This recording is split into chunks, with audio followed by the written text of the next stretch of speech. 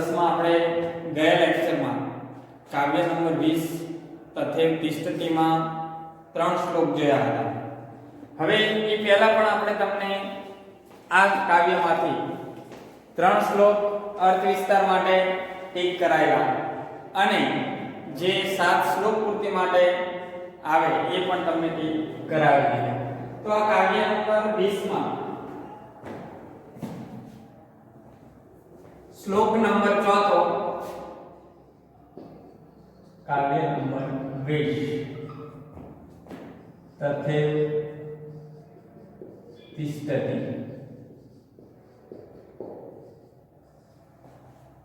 चौथा श्लोक की शुरुआत करिए। अर्थ विस्तार में આપણે पहला नंबर નો श्लोक कवि भास रचित कर्णमार नाटक નો, ત્રીજા નંબર નો શ્લોક कवि भवभूति रचित उत्तर रामचरित नो, एमां भगवान रामचंद्रना गुणोनुं वर्णन अने तमने ए पण समजाव्युं के भाई सीता माता द्वारा भगवान रामचंद्र विषे बोलायेલું वाक्य छे।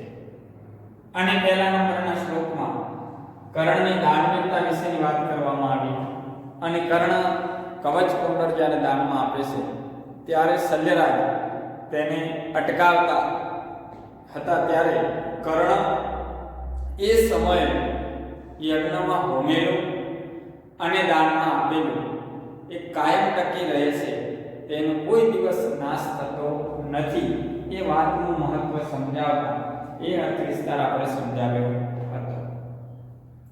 હવે આજે આપણે આ ચોથા નંબરનો શ્લોક કવિ બાણ ભટ્ટની રચના છે. ગમે ત્યારે કદાચ જોડકામાં બે માર્કમાં પૂછાય तो कवि बाणनी आ रचना अने एना हर्षचरितमांथी आ श्लोक लेवामां आवे छे.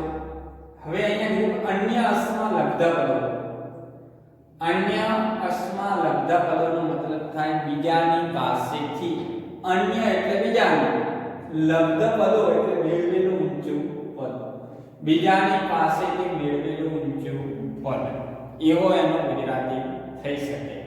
હવે આપણે એક એક શબ્દની સાથે એનું અનુવાદ એનું ગુજરાતી સાથે લખતા જઈશું. તો બીજાની પાસેથી મેળવેલું ઊંચું પદ પણ નીચ એટલે નીચ પ્રકારનું. કેવા પ્રકારનું? નીચ પ્રકારનું. પણ કોણ નીચ પ્રકારનું? કે માણસ. જેમ કે 7મા કાવ્યમાં આપણે 7મા શ્લોકમાં 3 પ્રકારના માણસની વાત કરી હતી કે ઉત્તમ, મધ્યમ અને कनिष्ठ. तो जे कनिष्ठ प्रकारનો માણસ હતો એને આપણે નીચ પ્રકારનો માણસ કહી શકીએ. તો એવો માણસ નીચ હોય એટલે નીચ પ્રકારનો. અહીંયા માણસ આપણે અવ્યય લેવાનું છે. પ્રાયણ એટલે મોટે ભાગે, પ્રાયણનો મતલબ મોટે ભાગે. દુષહ જેનો અર્થ થઈ શકે કે અસહ્ય, दुःसह्यो એટલે અસહ્ય. અસહ્યનો મતલબ થાય જેને સહન ન કરી શકાય તેવો. નાનો માણસ હોય તો નીચ પ્રકારનો, જેના વિચારો સારા ના હોય એને ઊંચા પદ પર બેસાડી દેવામાં આવે તો શું કરે? એ લોકોમાં અરાજકતા ફેલાવે, એ પદને બરાબર શોભાયમાન કરી શકે નહીં અને એના પર્સનલ વ્યક્તિત્વનો જે વિરોધ હોય એનું બીજા ઉપર એ વિરોધને કે પ્રસ્થાપિત કરે. तो दुःसह જેનો મતલબ અસહ્ય, જેને સહન ન કરી શકાય તેવો. ભવતી એટલે બની જાય છે. બરાબર.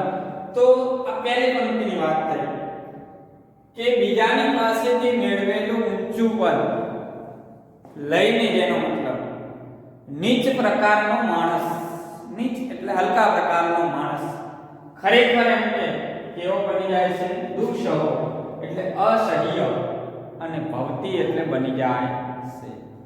બીજાની પાસેથી મેળવેલું ઊંચું પદ લઈને નીચ પ્રકારનો માણસ ખરેખર અસહ્ય બની જાય છે. હવે એના પછી તમને બીજી પંક્તિમાં ઉદાહરણ આપ્યું કે રવિ રપી ન દહતી તાદક. તાદક શબ્દ પહેલો લેવાનો સૌપ્રથમ, કારણ કે અહીંયા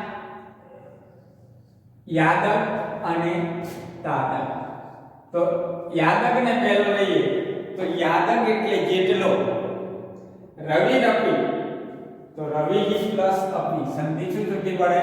રવિ પ્લસ અપી, એટલે રવિ અપી એટલે સૂર્ય પણ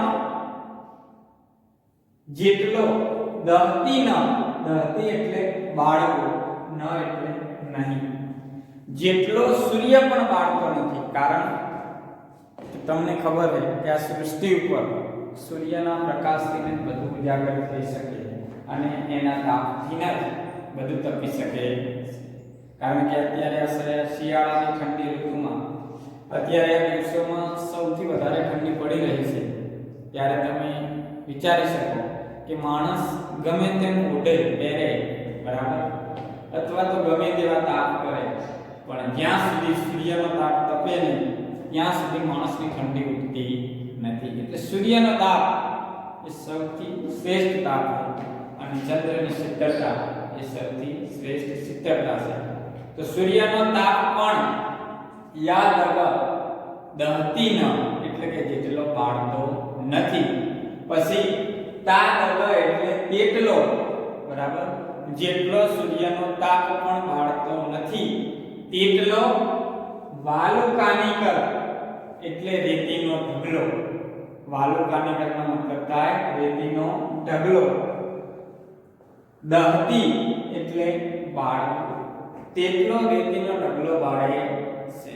તો પાઠ્યપુસ્તક પ્રમાણે જે તમારો ચોથા નંબરનો શ્લોક એની વાત કરી કે બીજાની પાસેથી મેળવેલું ઊંચું પદ લઈને નીચ પ્રકારનો માણસ અથવા માણસ મોટે ભાગે અસહ્ય બની જાય છે, જેટલો સૂર્યનો તાપ પણ બાળતો નથી તેટલો રેતીનો ઢગલો બાળે છે. એટલે એનો કહેવાનો મતલબ જે પ્રકૃતિએ નિર્માણ કરેલા, જેનામાં સર્વશ્રેષ્ઠતા સાબિત થયેલી એ વસ્તુ ક્યારેય અરાજકતા ફેલાવતી નથી.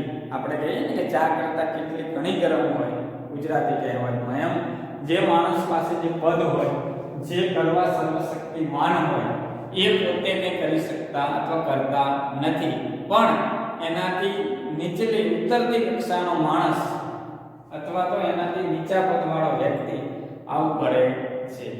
તો અહીંયા તમને યાદગ અને તાદગ દ્વારા આ શબ્દ રચના કહેવામાં આવી. પહેલામાં નીચ પ્રકારનો, હલકા પ્રકારનો માણસ ઉચ્ચ પ્રકારનું પદ મેળવી અને આ કાર્ય કરે છે અને બધી અરાજકતા ફેલાવશે એવી વાત કરી. બીજી પંક્તિમાં તમને બે ઉદાહરણ દ્વારા સમજાયું અને બે ઉદાહરણ એ હતા કે સૂર્ય અને રેતીનો ઢગલો. કારણ કે ગરમ ઉનાળાની ગરમીમાં રેતીના ઢગલા ઉપર પણ ચાલવાથી અતિશય વધારે ગરમી લાગે છે અને પગ પડી જાય છે. તો અહીંયા તમને એ વાત કરી કે સૂર્યનો તાપ પણ જેટલો બાળતો નથી તેટલો રેતીનો ઢગલો બાળે છે. જેના મતલબ કે સૂર્ય તો સર્વશક્તિમાન છે અને શ્રેષ્ઠ તેજ છે આ ધરતી ઉપર, પણ રેતી એ સૂર્ય જેટલી તપતી હોતી નથી. પણ અહીંયા એ દર્શાવવામાં આવ્યું છે જેમ નીચ પ્રકારનો માણસ સજ્જન વ્યક્તિ કરતા વધારે અરાજકતા ફેલાવે કારણ કે એની પદ આપવામાં આવે, એ રીતે રેતીનો ઢગલો પણ સૂર્યથી વધારે બાળે છે અને અરાજકતા ફેલાવે છે. તો હવે આપણે ભાષાંતર લખીએ તો ખબર પડી શકે કે બીજાની પાસેથી મેળવેલું, બીજાની પાસેથી મેળવેલું ઊંચું પદ ગ્રહણ કરી. હવે કેવા પ્રકારના માણસની વાત કરીએ? નીચ પ્રકારનો માણસ, નીચ પ્રકારનો અંશમાં લેવાનો માણસ મોટે ભાગે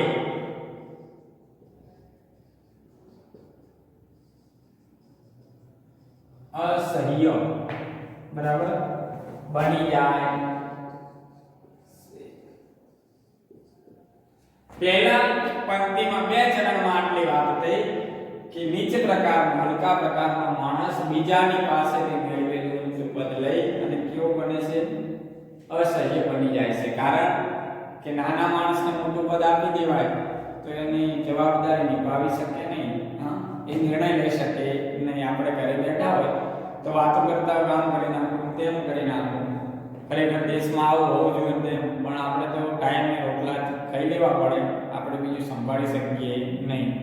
આપણને ઘરમાં આપણું ના ચાલતું હોય અથવા તો કોઈ આપણને પૂછતું ના હોય તે છતાં વાયલેટ કરતા હોઈએ, પણ કહેવાનો મતલબ કે એને ખરેખર ઊંચું પદ જો આપી દેવામાં આવે તો જે વાતો કરનાર વ્યક્તિ જ નિર્ણય ના કરી શકે, એ જ સત્તા ઉપર સારું શાસન ચલાવી શકે નહીં. બરાબર? કારણ કે એમાં ખરેખર વ્યક્તિ જો હોય શાંત મનનો, એકદમ સૌમ્ય સ્વભાવનો, બધા જ પ્રશ્નોનું નિરાકરણ લાવી શકે એવો. આપણે આગળ શ્લોકમાં જો આ ઘડીકમાં 1 મિનિટમાં આનંદિત અને 1 મિનિટમાં ક્રોધાયમાન આવો વ્યક્તિ ચાલે નહીં. તો બીજાની પાસેથી મેળવેલું ઊંચું પદ લઈને નીચ પ્રકારનો માણસ ખરેખર અસહ્ય બની જાય છે. હવે યાદક અને તાદકની રચના જોઈએ કે જેટલો સૂર્યનો તાપ પણ બાળતો નથી તેટલો રેતીનો ઢગલો બાળે છે, તેટલો રેતીનો ઢગલો બાળે. બરાબર? તો અહીંયા સ્પષ્ટ તમને કીધું કે બે જેટલો સૂર્યનો તાપ બાળતો નથી એટલો રેતીનો ઢગલો બાળે છે. કારણ કે અત્યારે તમે આ આધુનિક યુગમાં જોઈ રહ્યા છો કે જે વ્યક્તિ સત્તા ઉપર હોય, જેની પાસે પદ હાંસિલ થયેલું હોય, એ વ્યક્તિ ક્યારેય કોઈ પાવર કરતો નથી, એની સત્તાનો દુરુપયોગ કરતો નથી, પણ એની નીચે રહેલા એના સગા સંબંધીઓ, એના મામા, એના ભાણો, એના ભત્રીજો, આવા વ્યક્તિઓ જ વધારે અરાજકતા ફેલાવે છે. એટલે અહીંયા એ સમજાવવાની વાત કરી છે આ સમાજને કે ભાઈ સૂર્ય પોતે ક્યારેય બાળતો નથી, કોઈ દિવસ અરાજકતા ઉત્પન્ન થતી નથી, પણ રેતીનો ઢગલો એનામાં એટલા બધા ગુણો નથી, પણ એ કાર્ય કરે. એમ જે પદ ઉપર બેઠેલો માણસ એ આવું કાર્ય કરે નહીં, પણ ખરેખર એની નીચે રહેલો વ્યક્તિ એનો દુરુપયોગ કરે છે. તો આ સમજાવવામાં આવ્યું. હવે માની લો કે આ વર્ષની આ પરિસ્થિતિને ધ્યાનમાં લઈ અને કદાચ ધોરણ 10 માં તમને ઓબ્જેક્ટિવ પદ્ધતિથી પેપર લેવામાં આવે અને ફક્ત OMR જેવા જ પ્રશ્નો પ્રમાણે તમારું બોર્ડનું પેપર લેવામાં આવે તો ત્યારે તમારે આ શ્લોકમાંથી અમુક શબ્દો પૂછે છે કે વાલુ કાનિકર, જે શબ્દ આપણે અહીંયા છેલ્લે લખ્યો તો એનો મતલબ શું થઈ શકે? રેતનો ઢગલો. બરાબર? હવે એક વાલુ કાનિકર ક્યારે સમાસમાં પૂછી શકે તો એનો મતલબ શું થાય? ષષ્ઠી તત્પુરુષ સમાસ. કારણ કે નો ની નું ના, તો નો શબ્દ આવેલો તો રેતનો ઢગલો એવો થઈ શકે, પણ કયો સમાસ થઈ શકે? ષષ્ઠી તત્પુરુષ સમાસ. હવે આ જ રીતે જ્યારે તમારે નવમામાં આપણે આ સમાસ ચલવી દીધો તો એટલા માટે તમને ખબર પડે, બાકી આની સંધિ પણ આપણે છોડી નાખી. ભવતી એ ક્રિયાપદનું રૂપ છે, વર્તમાન કાળ જો પુરુષ એકવચન. એટલે ઓબ્જેક્ટિવ બાબતમાં જો ક્યારેક પેપર પૂછાય તો શ્લોક હોય કે પાઠ હોય, એના દરેક શબ્દમાં ક્યાંક વ્યાકરણ રહેલું છે, એને તમારે સાથોસાથ શીખતું જવાનું. ભલે તમે એક વખત તો અલગથી વ્યાકરણ શીખી ગયા, પણ ફરી વખત પણ જેથી કરીને મગજમાં ઉતરી જાય. હવે શ્લોક નંબર 4 એ આપણે પૂરો કર્યો. હવે શ્લોક નંબર 5 જે તમારા અર્થ વિસ્તાર માટે મહત્વનો છે. તો કાવ્ય નંબર 20 અને શ્લોક નંબર 5. શ્લોક નંબર 5 માં આપણે એ બાબત જોવાની છે કે ભાઈ એ અર્થ વિસ્તાર માટે પણ પૂછાય છે. તો સૌપ્રથમ આપણે એને સમજીશું, એના શબ્દાર્થ અને એનું ભાષાંતર. તો શ્લોક નંબર 5 એ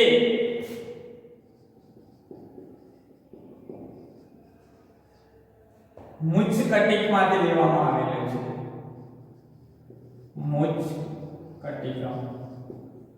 મુચ્છ કટિકે ની રચના શુદ્રકે કરેલી સંસ્કૃત સાહિત્યમાં એક જ રૂપક પ્રકારનું નાટક રચેલું શુદ્રવ્ય અને એ પ્રકારના નાટકમાં સંસ્કૃત સાહિત્યમાં 10 અંકનું આ નાટક એક જ રચેલું અને એમાંથી આ શ્લોક લેવામાં આવ્યો.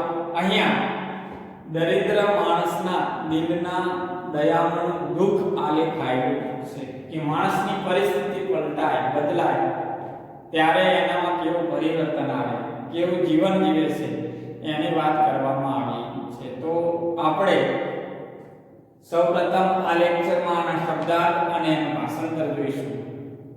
બાકી વધેલો ભાગ જે એનો અર્થ વિસ્તાર માટેનો હોઈ શકે એ આવતા લેક્ચરમાં આપણે જોઈ શકીશું. તો પહેલો શબ્દ એટલે સુખમ એટલે સુખ, ઈ એટલે ખરેખર, ખરેખર સુખ, દુખાન્ય અનુભૂય. હવે સંધિ શું છૂટી પડે કે દુખાની પ્લસ અનુભૂય. દુખાની એટલે દુખોને અને અનુભૂય એટલે અનુભવીને. દુખાન્ય અનુભૂય એટલે દુખોને અનુભવે. શોભતે એટલે શોભે છે. હવે શોભતે કયું ક્રિયાપદ? વર્તમાન કાળ, આત્મનેપદ, ત્રીજો પુરુષ અને એક વચન. તો સુખ ખરેખર દુઃખોને અનુભવીને શોભે છે. એ વાત સત્ય છે કે બાળપણમાં તમારે દુઃખ હોય અને પછી સુખ આવે તો એ મજાની વાત. તો તમે દુઃખોથી ઘડી ગયેલા હોય એટલે સુખનો આનંદ લેવાની તમને વધારે મજા આવે. પણ એ જ વિરોધવાચક હોય એ તમને આગળ કીધેલું છે કે ભાઈ ઘના અંધકારે શિવ એટલે ગાઢ અંધકારમાં. ઘના અંધકારેનો મતલબ શું થાય? ગાઢ અંધકારમાં, એકદમ ઘોર અમાવાસ્યાની રાત્રિ જેવો અંધકાર હોય એની વાત કરી છે. એટલે ગાઢ અંધકારમાં દીપ દર્શનમ એટલે દીવાનું દર્શન થાય. બરાબર? કેવો હોય કે જે માણસ દુઃખોને અનુભવીને સુખમાં આવે અથવા તો દુઃખમાંથી જે માણસ સુખમાં આવે છે એનું કેવું પરિવર્તન થાય? જેમ ગાઢ અંધકારમાં, એકદમ ઘોર અંધકારમાં કોનું દર્શન થાય? દીવાનું દર્શન થાય. એવી પ્રક્રિયા થાય. કારણ કે આ જ ક્લાસરૂમમાં એકદમ ઘોર અંધારો હોય તો તમને મજા આવતી નથી. પણ એ જ ઘોર અંધારામાં જ્યારે ટ્યુબલાઇટ વગેરે ચાલુ કરવામાં આવે તો શું થાય? મજા આવે છે. તમને જે પણ જોવું હોય, વાંચન કરવું હોય, લખવું હોય, બધું સરળતાથી કામ થઈ શકે. તો જે માણસ દુઃખમાંથી સુખમાં આવે એનું કેવું હોય છે કે ગાઢ અંધકારમાં જેમ દીવાનું દર્શન થાય એવી રીતે એની પરિસ્થિતિ થાય છે. પછી શું કીધું કે યો સુખાતું એટલે જે માણસ અવ્યયની વાત, સુખાતું એટલે સુખમાંથી, જે માણસ સુખમાંથી, દરિદ્રતા એટલે કે ગરીબાઈમાં અથવા ગરીબાઈને, ધૃત એટલે ધારણ કરે. જે માણસ સુખમાંથી ગરીબાઈમાં પડે છે અથવા તો આવે છે તે કેવો બને છે કે ધૃત એટલે ધારણ કરે અને શરીરે એટલે શરીરથી. શરીર ધારણ કરેલું હોવા છતાં, જેનો મતલબ શરીર ધારણ કરેલું હોવા છતાં કેવું જીવે છે? મૃત એટલે મરેલાની માફક તે જીવે છે. જીવતી એટલે જીવે છે અને જીવતી ક્રિયાપદ પણ થઈ શકે. કયું? વારંવાર. હવે હું તમને આ શબ્દ યાદ કરાવીશ જેથી કરીને તૈયાર હોય તો તરત તમને ખબર પડે કે જીવતી એટલે વર્તમાન કાળ, ત્રીજો પુરુષ, એક વચન, તો તે જીવે છે. જે માણસ, હવે વિરોધવાચક કરે કે જે માણસ સુખમાંથી દુઃખમાં આવે છે અથવા સુખમાંથી ગરીબાઈમાં પડે છે તે કેવો છે કે શરીર ધારણ કરેલું હોવા છતાં ગરીબાઈમાં જીવે છે અથવા તો મરેલાની જેમ તે જીવે છે. ખાલી શરીર જ હોય, બીજો બે જીવનનો આનંદ હોય નહીં. કેમ કે ખાલી ઓડિયું જ ધારણ કરેલું છે, અંદર આત્મા પ્રાણ રહેલા નથી. બીજા નંબરમાં મેં તમને ટ્યુબલાઇટનું ઉદાહરણ આપ્યું હતું. તો એ જ રીતે ક્લાસરૂમમાં જ્યારે ક્લાસ ચાલુ કરો, ભણાવવાની શરૂઆત કરો ત્યારે બધી રીતે ટ્યુબલાઇટ ભરપૂર ભરપૂર ચાલુ છે, ભણાવવાનું પણ વ્યવસ્થિત ચાલુ, અને એ જ સમયે અચાનક જ લાઈટ જાય અને અંધકાર થઈ જાય અને કશું દેખાય નહીં, એકદમ ઘનઘોર બધી બાજુ ફિટ રૂમ હોય ક્લાસરૂમ, એ પરિસ્થિતિમાં તમે કંઈ કરી શકો નહીં. તો તમે જે સારા કાર્ય કરતા તેમાં બંધ થઈ જાય. એમ જીવનમાં પણ એવું છે કે જે માણસ સુખમાંથી ગરીબાઈમાં પડે છે, એ શરીર ધારણ કરેલું હોવા છતાં પણ કેવી રીતે મરેલાની માફક જીવે છે. તો આનો અનુવાદ આવી રીતે થઈ શકે. કેવી રીતે કે સુખ ખરેખર દુઃખોને અનુભવીને સોંપે છે. જેમ ગાઢ અંધકારમાં દીવાનું દર્શન થાય છે,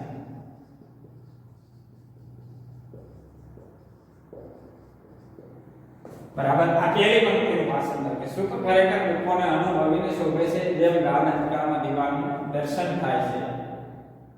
જે માણસ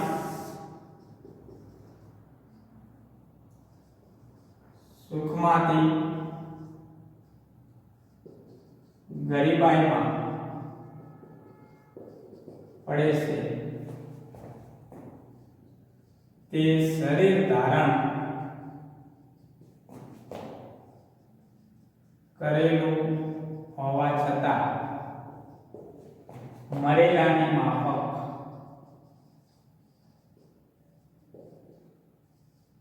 જીવે છે. આ એનું ભાષાંતર થઈ શકે. તો કવિ સુદ્રકની રચના ઉચ્ચ કટિકમાંથી આ વાત લેવામાં આવેલી છે. તમારે કારણ કે ઉચ્ચ કટિકની કથા વસ્તુ સાથે કે લેવા દેવા નથી. ક્યારેક જોડકામાં પૂછાઈ શકે એક માર્કમાં ઉચ્ચ કટિક, તો સામેના જોડકામાં ઓપ્શનમાં સુદ્રક આપ્યું હોય અથવા સુદ્રકની સામે ઉચ્ચ કટિક આપ્યું હોય, તો આ શ્લોક અર્થ વિસ્તારમાં પૂછે, ભાષાંતરમાં પૂછે, તો આ એનું આટલું ભાષાંતર થયું. હવે એનો અર્થ વિસ્તાર જે આપણે સમજવાનો શબ્દ છે, તો એ આપણે આવતા લેક્ચરમાં 5મા શ્લોકનો અર્થ વિસ્તાર અને 6ઠો શ્લોક સવિસ્તાર સમજૂતી સાથે સમજશું. અસ્તુ.